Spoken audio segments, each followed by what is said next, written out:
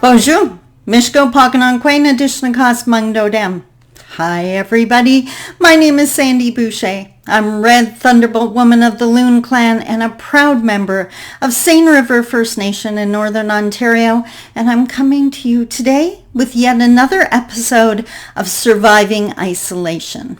This is the June 26th, 2020 episode, which is episode 15. And I can honestly say when I started this podcast, I sure didn't think I would be doing it still 15 weeks later, but then I think a lot of us could say that. As always, I would love to take a minute to welcome my viewers and listeners. If you're listening to this in podcast form on Sandy Boucher, the podcast, welcome to the episode. If you're watching it on YouTube, welcome. Take a second to like the video and subscribe while you're there. And of course, a huge welcome to all of my viewers on Shaw Spotlight. I am thrilled to be back in your home. Now, as always, I do have my handy-dandy index cards to keep us on track. A half an hour goes flying by. And I want to start off with the statistics like we always do. So, I think the world changed on March 11th, or the change began for many of us when the World Health Organization declared the pandemic. As of June 26th, that's 107 days ago. For me, my world dramatically changed on March 14th, which is when I went into self-isolation as a result of all the traveling and events I had done just before that date. That's 104 days ago. And in Ontario, where I live, it was March 17th when the state of emergency was first declared, and now it's been extended a few times, and that was 101 days ago. Wow. Just wow. As always, the next thing we're going to do is a mental health check-in. How are you doing, my amazing friend? I hope you're well. I hope you're safe. I hope you've adjusted your systems to allow you to find some happiness even in this strange time. On a scale of 1 to 10, how are you doing? And I'm really hoping you're hitting a 7, 8, or 9. I hope it's sunny out today as you're watching this. And if it is and you're watching this, thank you so much for giving me a part of your sunny day. I totally appreciate that. As for me, I'm honestly finding, I don't know about you, but I'm finding this whole pandemic thing to really be an emotional roller coaster. I can be a 3 or 4 on one day, an 8 or 9 the next, and back down. No. Luckily, I don't get dizzy very easily. Today, I'm really sitting at an 8. I would say a solid 8. I don't think I'm at a 9 yet, but a solid 8, and I'm going to explain why. So, as always, in every episode, we look at what isn't working and what is. And because I'm a motivational speaker, we always end with what is, because I wouldn't do that to you otherwise. So, what isn't, and in this case, I'm not really talking about me, but the collective we. I think what doesn't work for anyone is fear. And this very few times that I've gone out and about just to watch the fear that governs almost every movement. Don't touch that. Don't get too close. It's heartbreaking to see, especially when it's our seniors. And I'm certain that's not how they envision spending their golden years. So fear really doesn't work. And the other thing that I'm finding, this is a time of decision. For so many of us, we're finding ourselves in situations that require we make a decision. Now, for people like me, self-employed, running my own business for 11 years, and a single mom for many years before that, making decisions is kind of par for the course. And even I, when faced with the magnitude of some of the decisions, was kind of rocked at my core.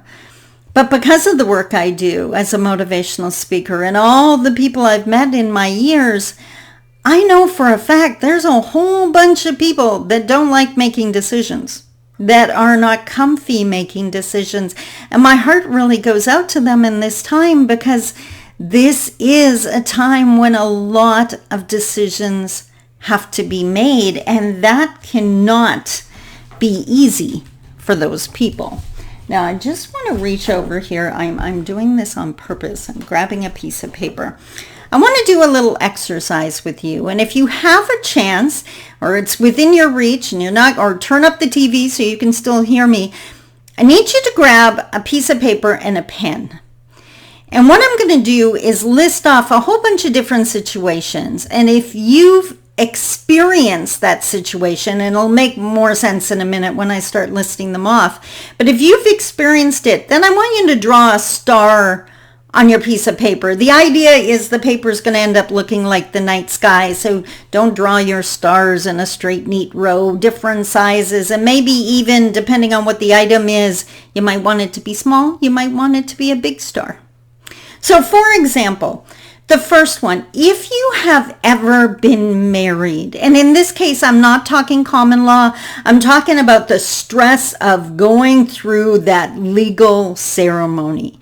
If you've ever been married, go ahead and draw a star on your piece of paper, or you can keep count if you want, but it's way more effective if you get a piece of paper and a pen and follow along. Let's play along. We're bored. We're isolating. This is a good thing to do. So draw a star on your piece of paper, and honestly, yes, I get asked all the time. I do this in seminar all the time, and if you've been married 7 times and you want to draw 7 stars, knock your socks off. I'm not going to stop you. Now, the next one is very, very specific again, and most of these are. If you've ever had a child, and in this case, I'm talking about the people, the women that physically birthed a child. For the men, if you were right there in the room with your partner when that child made their entrance, then go ahead and give yourself a star. And again, if you have 7 kids and if you want to give yourself 7 stars, well, knock your socks off. The next one. Now, the wording of this is super, super important. If you've ever felt you had to move, and that's the stressor, right? You felt you had to. You had to because you were going away to school. You had to because a relationship ended, whatever the case may be. And it's not up to someone else. Did you feel like you had to, like you really didn't have a lot of choice in this? If you did, then draw a star on your piece of paper. Now, I'm going to be willing to bet if you're over the age of 12, 13, maybe a little older, that you're going to get this next star.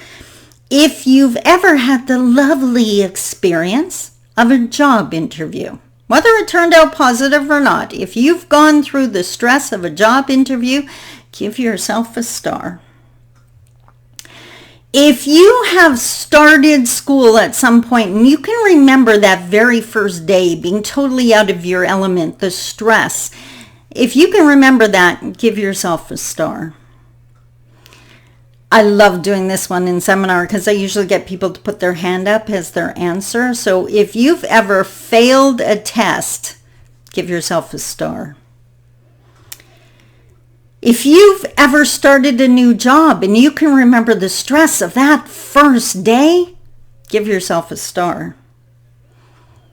If you have passed or graduated from something, I'm not the judge here. You know, if you passed or graduated, give yourself a star. And by the way, to all our 2020 graduates, way to go! So proud of you. If you've ever gone through the stress and the grieving of a divorce process, give yourself a star. Here's another one I love doing live.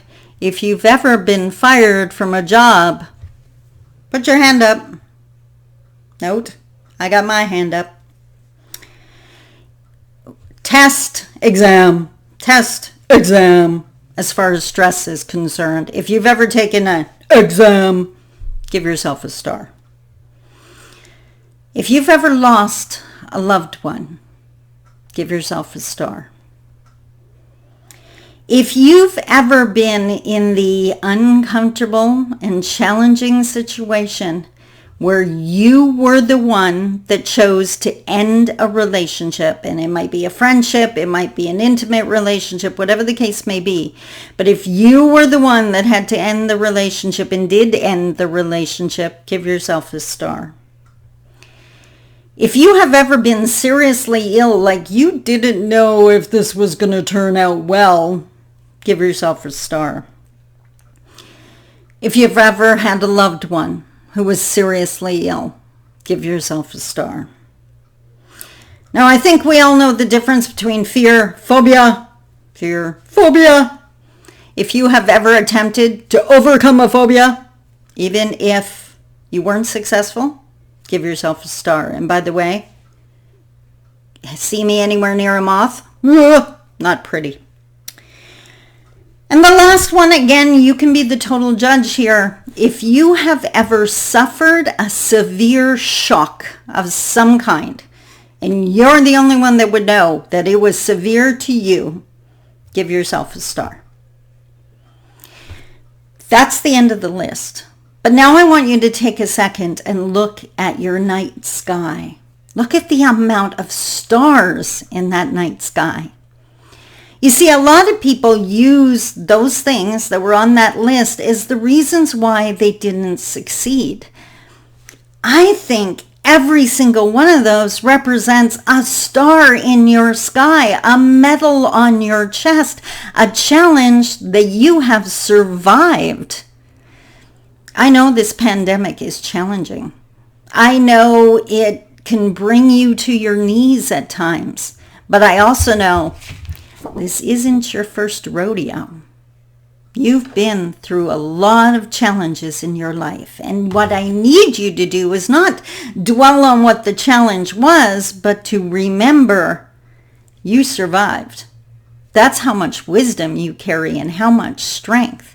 I want you to use that now in this challenging pandemic time. Does that make sense? I hope that makes sense to you. I think it does. Now for me, and trust me, in the beginning when it looked like I was going to lose my business in this pandemic, fear is something I knew too. But I know the remedy for that. I know the medicine that takes out fear, and that's responsibility. It's gathering facts, saying, okay, I need more information. And please, not just on Facebook. Please, I'm not saying there are not reputable sources, because some very reputable links are shared on Facebook, but check the sources. Make sure they're coming from a legitimate place. Recognize that you're responsible for your life, your health, and your future, not your boss. And I think that's one of the realities that we face during this pandemic. We used to be able to blame our boss and blame everyone else that we don't have time because I have to be there when they say I have to. And now a lot of us are at home with all the time in the world and no one else to blame but us if we're not achieving anything. I have a 2A system for life that I think just works absolutely perfect for me. So when a challenge comes up, the first A is for acceptance. And I have to take the time to accept that in a lot of cases, this sucks. It's like, wow, that relationship's over, or that job is over, or all those contracts are canceling because of a pandemic, whatever it is. I need to take the time to just acknowledge that it sucks. And for me, that's usually a day. I give myself a full day just to honor that reality. But then the second A has to kick in, and that second A is action. You need to take action. Once you accept it, it's like, okay, yes, that sucked. Now what?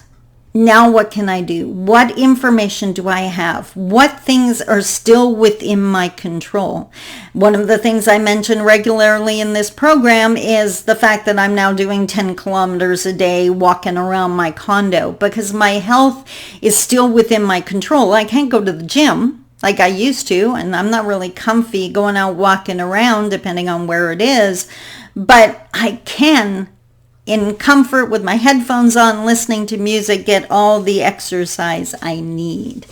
And speaking of exercise, and by the way, if you want to find out how this came about and why I ended up doing this, that would be in those past episodes, and you can find them either in podcast form on Sandy Boucher, the podcast, or on my YouTube channel, or on either the Sandy Boucher Facebook page, where I have like everything, or Surviving Isolation's Facebook page. All my past episodes are there, easy peasy for you to find.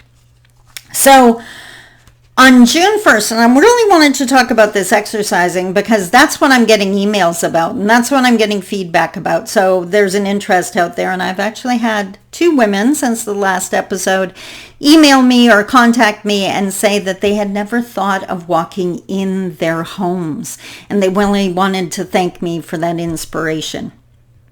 So as I mentioned, I do 10 kilometers a day, and no, I'm not making that up. That is the equivalent about 13,311 steps. Another way to say it is about 20 songs.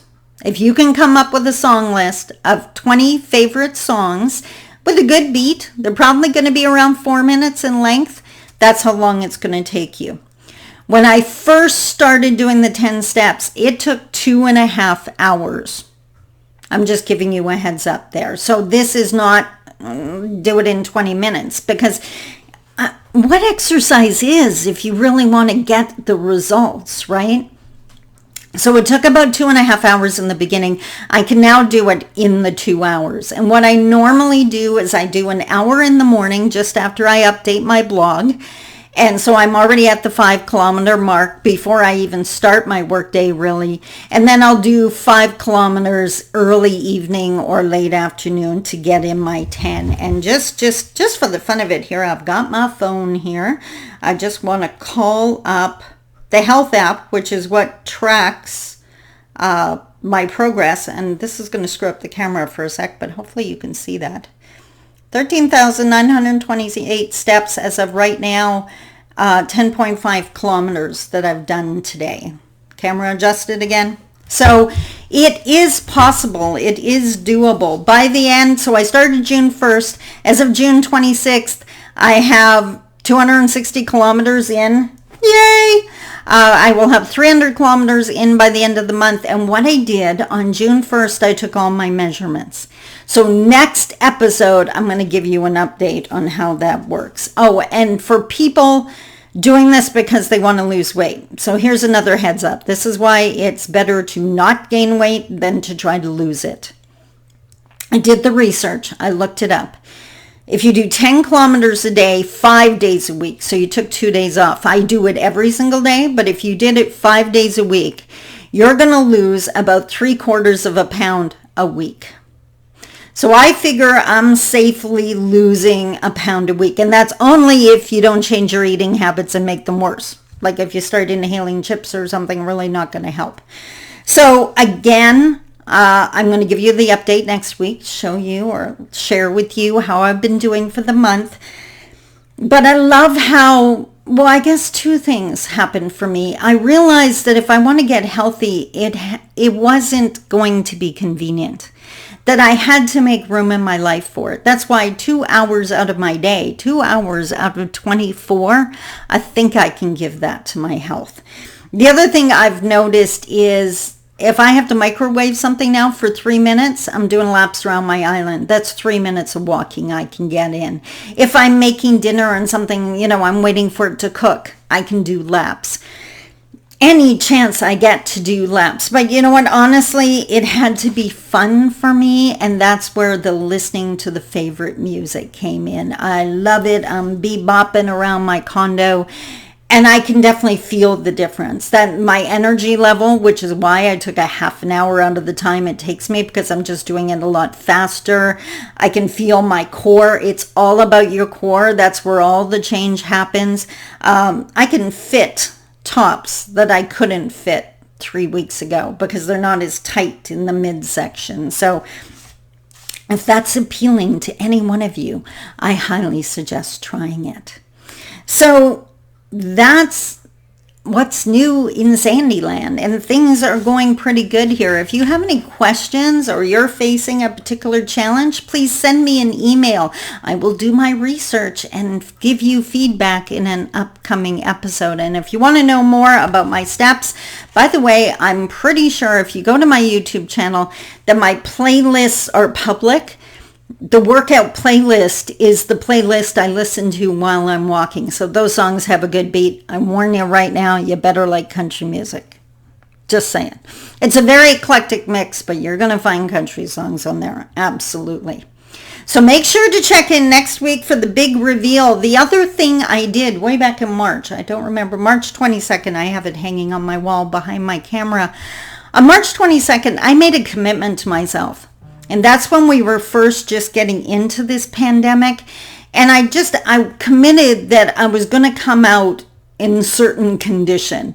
I was going to come out healthier, for one. So I'm going to give you an update on those goals, as well as the big reveal on how my exercises have been going for me. Exercise is a proven de-stressor. If the pandemic's getting to you, maybe every time a commercial comes on, go walking around your house. Take your phone, record your steps, but you can do this. I know you can. I believe in you, and I want to hear how you're doing. Make sure to email me and let me know. Scale of 1 to 10. What are you doing? What is helping you through this pandemic? Share so I can share with the other viewers. Until next week, please take care of you. I love you. Talk to you soon. Bye-bye.